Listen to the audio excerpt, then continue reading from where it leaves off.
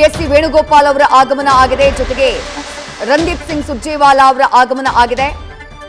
DK Shivakumar ಅವರು ಈ ಉಭಯ ನಾಯಕರನ್ನ ಕೂಡ ಭೇಟಿಯಾಗಲಿದ್ದಾರೆ ಅನ್ನುವಂತ ಮಾಹಿತಿ ಇದೆ. ಇವತ್ತು ಸಂಜೆ ನಡೆಯುವಂತಹ ಕಾಂಗ್ರೆಸ್ ಶಾಸಕಾಂಗ ಪಕ್ಷದ ಸಭೆಯಲ್ಲಿ ಉಭಯ ನಾಯಕರು ಕೂಡ ಭಾಗಿಯಾಗಲಿದ್ದಾರೆ.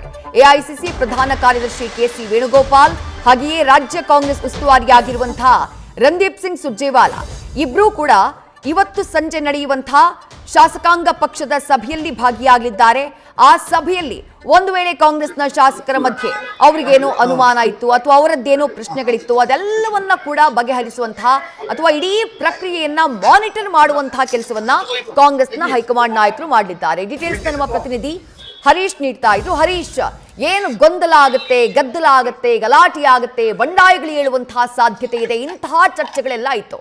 ಬಟ್ ಅದ್ಯಾವುದೂ ಆಗದೇ ಇರುವಂತಹ ರೀತಿಯಲ್ಲಿ ಸಿದ್ದರಾಮಯ್ಯ ಅವರ ಗೌರವಯುತವಾದಂತಹ ನಡೆಯ ಕಾರಣಕ್ಕಾಗಿ ಬಹಳ ಸ್ಮೂತ್ ಆಗಿ ನಾಯಕತ್ವದ ಬದಲಾವಣೆಯ ಪ್ರಕ್ರಿಯೆ ನಡೀತಾ ಇದೆ.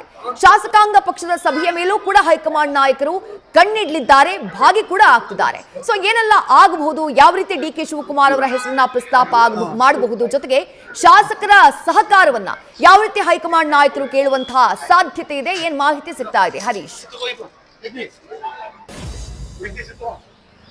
ವಿದ್ಯಾಶ್ರೀ, ಸಂಜೆ ಸಿಎಲ್ಪಿ ಸಭೆ ಇರುವಂಥ ಹಿನ್ನೆಲೆಯಲ್ಲಿ ಕೂಡ ಎಐಸಿಸಿ ನಾಯಕರಾಗಿರುವಂಥ ಕೆಸಿ ವೇಣುಗೋಪಾಲ್, ರಣದೀಪ್ ಸಿಂಗ್ ಸುರ್ಜೇವಾಲಾ ಇಬ್ಬರು ಕೂಡ ಕರ್ನಾಟಕಕ್ಕೆ ಆಗಮಿಸಿದ್ದಾರೆ.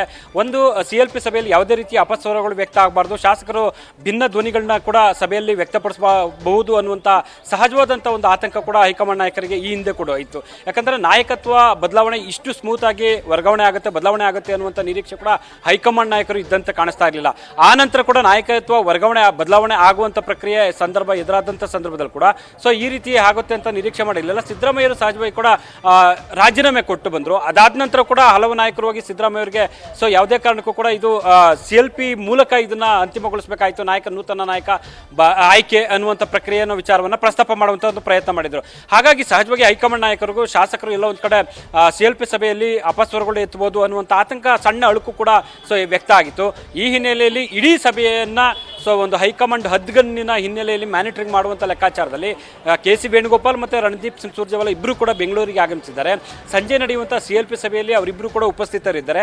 ಸೊ ಅವರ ಸಮ್ಮುಖದಲ್ಲೇ ಒಂದು ಸಿಎಲ್ಪಿ ಸಭೆ ಕೂಡ ನಡೆಯುತ್ತೆ. ಮುಖ್ಯವಾಗಿರುವಂಥದ್ದು ಒನ್ಲೈನ್ ಅಜೆಂಡಾ ನಿರ್ಣಯ ಮಂಡಿಸುವಂಥ ಸಾಧ್ಯತೆ ದಟ್ಟವಾಗಿದೆ. ಯಾಕಂದರೆ ಬೇರೆ ಯಾವುದೇ ವಿಚಾರಕ್ಕೆ ಚರ್ಚೆಗೆ ಅವಕಾಶ ಕೊಡದೇ ಇರುವಂಥ ಹಿನ್ನೆಲೆಯಲ್ಲಿ ಸೊ ಸಿದ್ದರಾಮಯ್ಯ ಅವರ ಮೂಲಕ ಡಿಕೆ ಶಿವಕುಮಾರ್ ಅವರ ಹೆಸರನ್ನು ಸೂಚಿಸುವಂಥ ಲೆಕ್ಕಾಚಾರ ಈಗಾಗಲೇ ಅಂತಿಮವಾಗಿದೆ.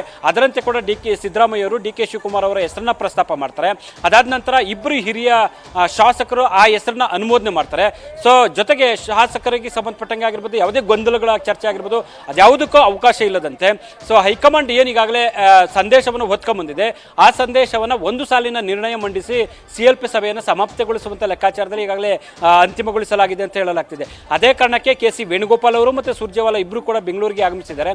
ಸಿಎಲ್ಪಿ ಸಭೆ ಮುಗಿಸಿ ಸೊ ಸಿದ್ದರಾಮಯ್ಯ ಮತ್ತು ಡಿಕೆ ಶಿವಕುಮಾರ್ ಅವರ ಜೊತೆ ಪ್ರತ್ಯೇಕವಾಗಿ ಮಾತುಕತೆ ನಡೆಸ್ತಾರೆ, ಒಂದಷ್ಟು ವಿಚಾರಗಳ ಬಗ್ಗೆ ಸುದೀರ್ಘವಾಗಿ ಚರ್ಚೆ ನಡೆಸ್ತಾರೆ. ಅದಾದ ನಂತರ ಅವರು ದೆಹಲಿಯತ್ತ ಪ್ರಯಾಣವನ್ನು ಬೆಳೆಸ್ತಾರೆ ಅನ್ನುವಂಥ ಮಾಹಿತಿ ಲಭ್ಯ ಆಗಿದೆ. Vidyashree, right, thank you Harish ತಮ್ಮೆಲ್ಲ ಡೀಟೇಲ್ಸ್ಗೆ. ಸುರ್ಜೇವಾಲಾ ಅವರ ಆಗಮನ ಆಗಿದೆ, ಹಾಗೆಯೇ ಕೆಸಿ ವೇಣುಗೋಪಾಲ್ ಅವರು ಕೂಡ ಆಗಮಿಸಿದ್ದಾರೆ. ವಸಂತನಗರದಲ್ಲಿರುವಂತಹ ಖಾಸಗಿ ಹೋಟೆಲ್ನತ್ತ ಅವರು ತೆರಳುತ್ತಿದ್ದಾರೆ ಅನ್ನುವಂತಹ ಮಾಹಿತಿ. ಇದೆಲ್ಲದರ ಮಧ್ಯೆ ಇವತ್ತು ಸಂಜೆ ನಡೆಯುವಂತಹ ಶಾಸಕಾಂಗ ಪಕ್ಷದ ಸಭೆ, ಆ ಸಭೆಯತ್ತ ಎಲ್ಲರ ಚಿತ್ತ. ನ್ಯೂಸ್ ಫಸ್ಟ್ ನಿರ್ಭೀತಿಯಿಂದ ನಿಮ್ಮ ಪರವಾಗಿ.